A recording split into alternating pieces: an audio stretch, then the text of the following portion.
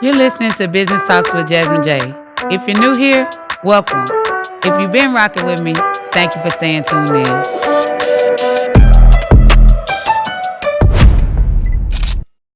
What's up, y'all? It's your girl, Jazmin J, and we are here on the What Is Your Layout segment of Business Talks with Jazmin J. And today I'm joined by Ambassador Eze Chukwu. That's right? Yep. Founder of the Diaspora Africa Conference and a software architect using innovation to connect cultures, communities, and opportunities. Welcome to the show. Thank you so much, Jasmine. Thanks for having me. No problem. How you feeling today? Well, the weather in Houston is great and I love it. I bet. So here on Business Talks with Jazmin J, we ask every leader the same thing, which is, what is your layout? So on this segment, I like to go over just leadership, all the things that you're doing, and how you navigate through these spaces. So you cool with that? Yep. All right, so first let's start off you telling us more about yourself.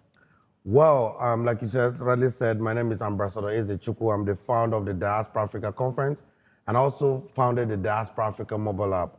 Our vision is for us to connect with people of African descent, African Americans, people who love Africa, friends of Africa, to go back to Africa to help us develop Africa. And we've been able to achieve that through the Diaspora Africa Conference and also the Diaspora Africa mobile app. Love that, love that. So we're gonna get into all of those things. So first, I wanna speak about your leadership journey. So what inspired your journey into leadership across both technology and global community work? Well, from where I come from in West Africa, they say that leaders are born and not made. So I come from a family of leadership. I remember my grandfather was an honorable member in my community. He actually decides and helps to, dictate which market day we host conferences, local conferences as it were, those days in Africa. And yes, so I kind of inherited that also from my from my lineage. And for me, leadership is something that you have to come up with the initiative to lead people. Yes. And you also have to be a good follower to be able to understand leadership. Critical analysis of situations, being able to carry everybody along, being able to be clear with your vision so that other people can see what your vision looks like for them to follow you. So that's really basically how my layout looks like. Yes, I agree with that. I always tell people that leadership is selfless. So, you always have to consider others first, but especially about being a good follower. I tell people all the time, you can't lead if you don't know how to follow. And definitely when you're pouring into people, somebody has to be pouring into you. So how important is mentorship and things like that in your leadership walk? Yes, I've come to realize that if you're not, following a blueprint, or you don't have people that you're given the opportunity to follow your blueprint, then that's also a challenge, right? Yes. So mentor-mentee relationship is there. I have gotten a lot of people who I've looked, up to. I remember the Pan-Africanist, Kwame Nkrumah from Ghana. I also looked up Dr. Nnamdi Azikiwe, who was the person behind, the Nigerian independence in 1960. So those are kind of, mentors that I've looked at in the past that helped me shape, what I want to become. Definitely. So you talked about, like, with leadership, the vision has to be clear, right? So where did the vision for the Diaspora Africa Conference come from? Great. I got into the United States in 2013. 2013? Yes. Okay. And when I got in here, I was already mature enough as a man. I've gone through college in Africa. And I decided to, move to the United States to pursue, a different things in life to see what it is that the West has to offer. But it didn't take me a long time to realize that for somebody who has African lineage and coming over to a place like the United States, you need to also think back home. Because when we were coming out here as an immigrant, we didn't really understand that, what it needs for you to be able to survive here in the West. So, it took me like 2-3 years to realize, and I had to call some of my friends back home to tell them that, look, I think home is still the best place to be at. And what did they think about that? So some of them have stayed here for a minute, and they kind of understood what I was saying, because I realized that I already had a business in Africa. I already had the network. Yeah. And I was already ready to go, but the infrastructures were lacking. The education wasn't really great. So when I got my master's degree from here, when I learned how things are being done in a very organized, strategic way, I realized that this was a value that we could take back home to Africa. So I decided to start up the Diaspora Africa project. Okay, all right. So when you think about your personal legacy, what do you hope this conference represents for the diaspora? So I have a friend of mine who's an ambassador of the African diaspora who, after attending one or two of our conferences, decided to come up with a storytelling animated video. And it was like a gathering where people of African descent who are in the diaspora, both continental African diaspora and historical African diaspora, gather together to start having conversations on how to partner, how to connect, Right. how to be able to achieve common goal, which in this case to help Africa develop in different areas: Yes. oil and gas, education, healthcare, bilateral relationship, African identity and culture, digital economy, solid minerals. It's a whole lot of sectors that we keep having conversation. And today we are excited that we're making great progress in that. Definitely. So this is year 5? Yeah, this is And down here. So this is the 6th edition of the Diaspora Africa Conference that's coming up in Houston, Texas Okay. in 2026 February. Okay, that'll be year 6. Yes. Okay. All right. So what's some of the biggest changes you've seen from the 1st edition to the 6th edition? Well, the 1st edition was very interesting, and I bet. I never knew that we were going to get here so quick. Yeah. But if the vision is clear, God will give you the provision for it. Yes, he will. And when we started in 2023 at the Ion District, where we're going to have the same conference in February, it was not something I expected. I saw a whole lot of interest from people that wanted to have conversation around Africa in 2023. And that was when we started hearing more about Beyond Return that happened in Ghana. That was where we started looking out for where are those African-owned businesses, people from African diaspora businesses that have gone back to Africa to develop Africa.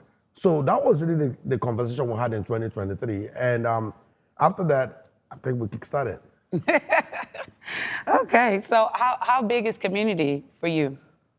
Community is big and massive for me because that's what runs the society. Yes. And especially in Houston, Texas, we've gotten huge support from the city of Houston. Mm-hmm. We've gotten good support from the Black community. We've gotten support from from different communities here in Houston with what we are doing. The African community, it's been support because the vision is clear.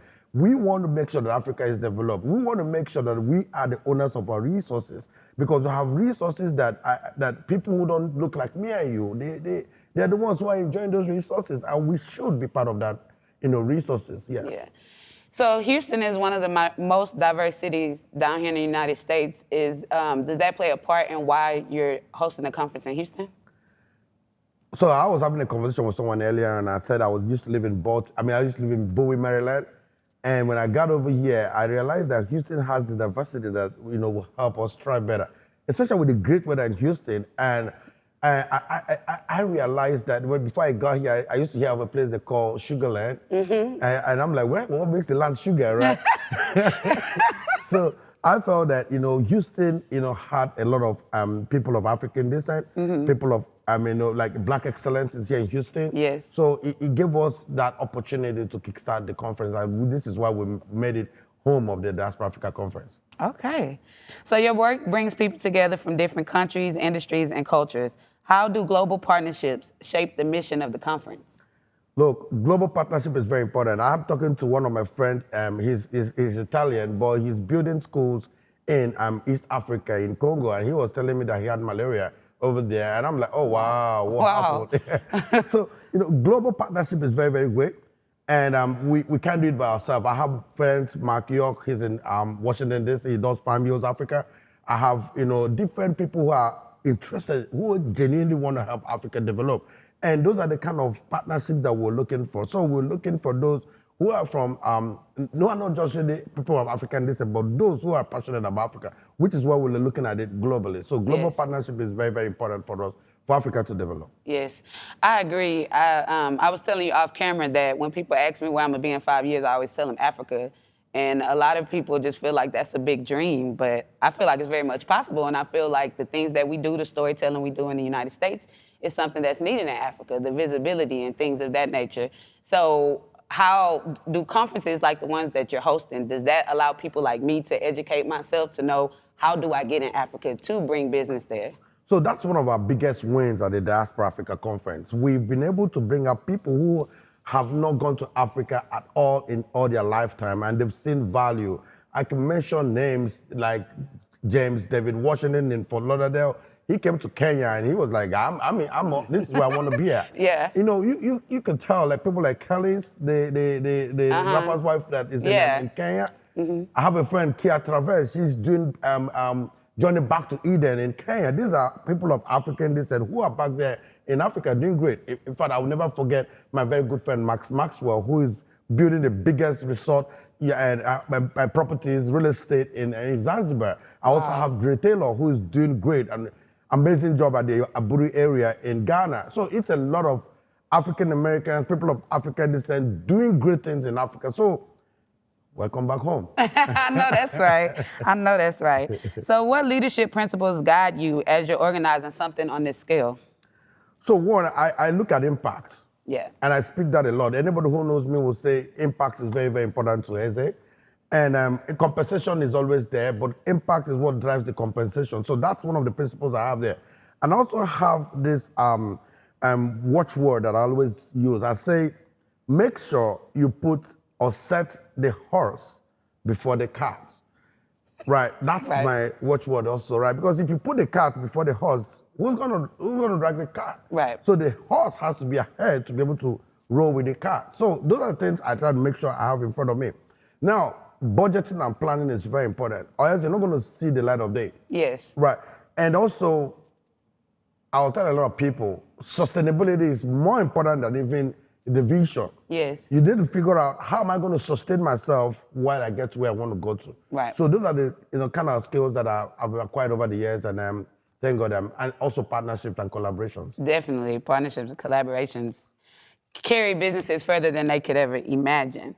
So what has been the biggest challenge? The biggest challenge is to be able to show clarity of this vision to people of African descent. And it's one of those initiatives that you really need to go to Africa to see what are the opportunities and what can happen to you in Africa. And there is a direct flight from Atlanta right now to Lagos. There's a direct flight from Atlanta to Accra. There is a flight that you could fly from Washington, D.C. to Accra. So wherever you are, it's just about 12 hours, 11 hours flight. So I encourage people of African descent to take a trip to Africa before they even decide what they want to go to do in Africa. If you want to do greatness in Africa, you want to do agro trade, you want to do tourism, you want to do real estate, whatever area, education, you want to go, make sure you take a trip to go to Africa. Because it helps my job, right? As an ambassador of the African diaspora, it helps me, attract other African Americans who want to come to Africa because they need to go to Africa first. Right. So that's the biggest challenge, because it's like talking about a book you've not read. So a lot of people tell you have monkeys in Africa and you don't have houses. I have someone that took to Nairobi, and when she got to Nairobi, she said, "What are you telling me? Like, is this Africa?" I said, "This is Africa." And even some people in Africa, when I tell them that in Nairobi, you hardly need an air conditioner in your home. Wow. They're like, well, how? I said, well, the weather is okay. You don't need air conditioning in Nairobi. So it's one of those things that, letting them go to Africa, seeing it, feeling the continent, that's when they will really know that they're Africans. Because I say that African Americans are Africans born in America. Yeah. And that didn't change anything, right? Because you are born in China, it's not going to make you a Chinese person. Right. Right? If you're an African, you're an African. I've never seen any place where they say it's an African Indian culture, or they've said African Chinese culture, or American. It's all, you're African. So if you're an African born in America, that's who you are. And you can only feel that way when you go to Africa. Oh, I can't wait. So what is some of the biggest rewards? Rewards, like I said, impact ahead of compensation. At this point, the rewards, it's the traction, the visibility, the acceptability of the vision for me at this point.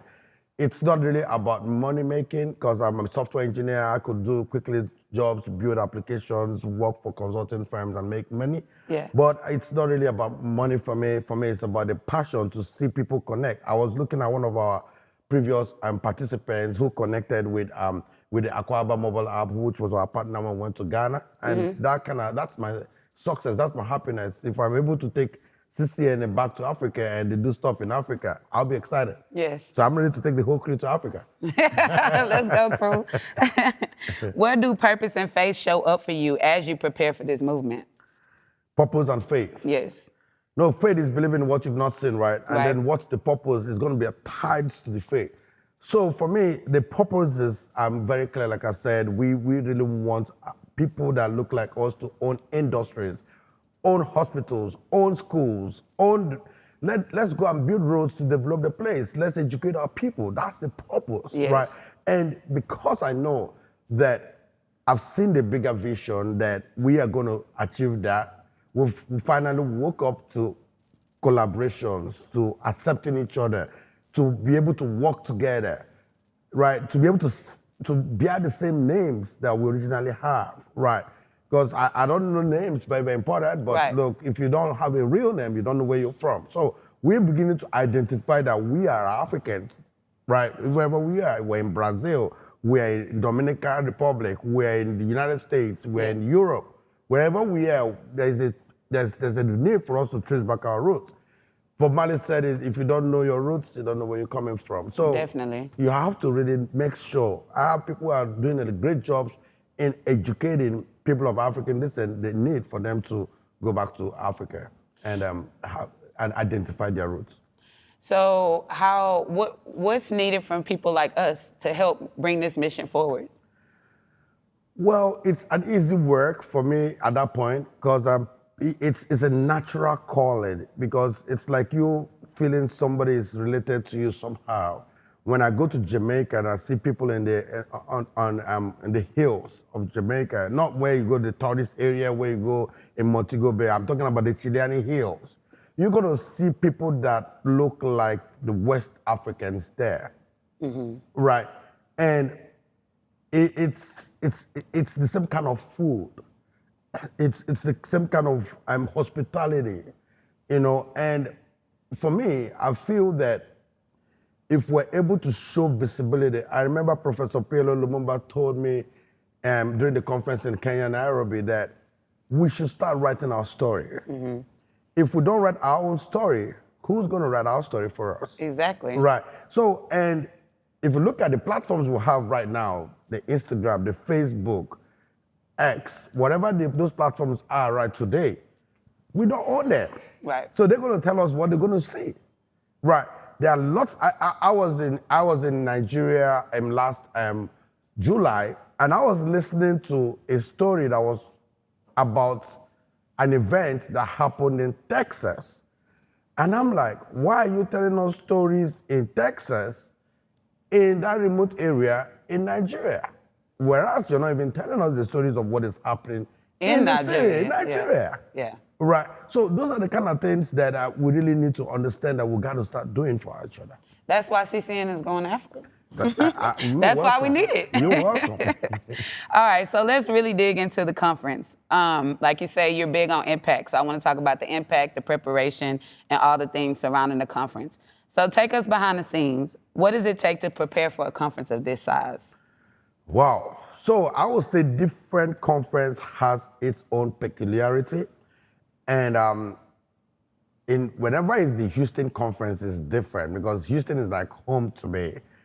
But whenever I'm going to Africa, because we normally host 2 conferences every year, one in Africa and one in the diaspora, right? So we might choose United States, we might go to Brazil, we might go to the UK, we might go to Canada. Wherever in the diaspora we've gotten strategic partnership is really what we'll thrive on. Okay. So that is our work. And we've gotten amazing talents, people who have volunteered to work with us. So the strategic partnership works. Let me give you an example when we were preparing to go to Zanzibar. I posted on Instagram, on our Instagram page, that we're going to come to Zanzibar, and somebody reached out to me on my Instagram page and was asking me to be our strategic partner. I didn't know that this person knew the president of Zanzibar. Wow. Right. So the strategic partnership is what really thrive on, and that's what we're doing with CCN today. Like, we're trying to have this vibrant team really help us with our media, help us with the presentation, show visibility of what that conference should be like. And then we also thrive on governments and support systems. We also look at organizations like we partner with the Iron District, where they've been we've been welcomed there for the past two editions. And when we went to Ghana, it was the same thing. We worked with the Nasima Academic City University in Ghana, and we were in Kenya. We worked with the GTC and some very great people, Avoca, Optiven. These are big time organizations that help ease us during the preparations. Okay. So what are the key benefits for leaders, entrepreneurs, investors, and organizations who attend? What are the key benefits? What are they going to walk away with? So before we move this conference from 250 capacity that we are right now, we want to make sure that people are getting the impact that they need to get from the conference, because it's not just about going to a big conference where you see a whole lot of people and you're not able to get value from it. And oftentimes at the end of conferences, we send out surveys to ask people feedbacks. And the kind of feedback we get, it's mind-blowing. They're like, wow, I didn't know I was going to meet this person at this conference. Right. I didn't know that it was like when we met Professor P.L. Lumumba in Kenya. After his speech, people rushed to him. They loved to connect with him, right? And it's something in Zanzibar. When we met Max Maxwell, people started buying real estate in Zanzibar. Wow. So, and I'll tell people, when you want to come to the Diaspora Africa Conference, be prepared for what you want to take out from, even anywhere you go to. Make sure that you don't have a one instant plan. We're not going to write a check for you at the conference, but one thing will guarantee you that when you come to the conference, you're going to see value proposition. You're going to see those individuals who are Pan-Africanists, who really love Africa, who have good look. Since we're having this conference, we've never had anybody who has complained within the network that, oh, we met this person at this conference. And that. Look, we've also had somebody they started making babies from the conference. Not making babies. Okay, so what makes the Diaspora Africa Conference different from other global or cultural gatherings? So the difference between the Diaspora Africa Conference is because most people who are in attendance in that conference are people who believe in Africa first. And these are because these are, Pan-Africanists, like I said. These are people who by nature resonate around the African development. So that's a big difference. This is not like the government entities or political entities or people who want to get social media clout. No. And that's why I say our estimated people who are going to be at the conference room is 250 people. But quality. Quality, yeah. Quality, yes. Most of them are handpicked. So when you're coming, you're sure which area you want to get involved with. Is it the real estate? We are big in real estate. Is it big in oil and gas, solid minerals? We have all that in the platform. Which conversations, outcomes, or moments are you most excited about this year? Wow, I'm excited about this year because of the partnership we have with Zenith Bank. So we have recently, acquired a relationship with the Zenith Bank of Nigeria. Zenith Bank PLC, you've made our day. You've made us feel very, very great. You've reduced the stress in our. I know that's right. And Zenith Bank is one of those banks that in Africa they're traveling great, and they have the diaspora bank in which they're trying to bring for the African diaspora. And I believe that Zenith Bank is also going to look into digital assets like cryptocurrencies.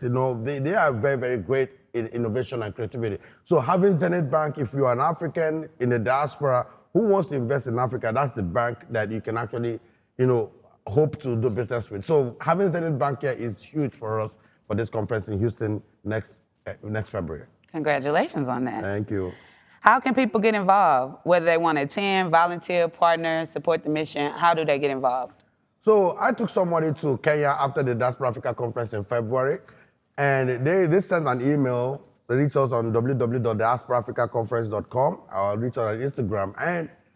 And they said they wanted to volunteer. And when they came up, I said, you're not a volunteer. You want to get into the network, right? So you can actually volunteer. You can actually send us emails. You can actually reach out to us. We are always responding to, genuine people. And everybody in our network, we profile them. We make sure we go to them. When we talk about CCN, because we'll be at CCN. So that's how we are. Definitely. So before we close this out, I'm really, really big on the youth.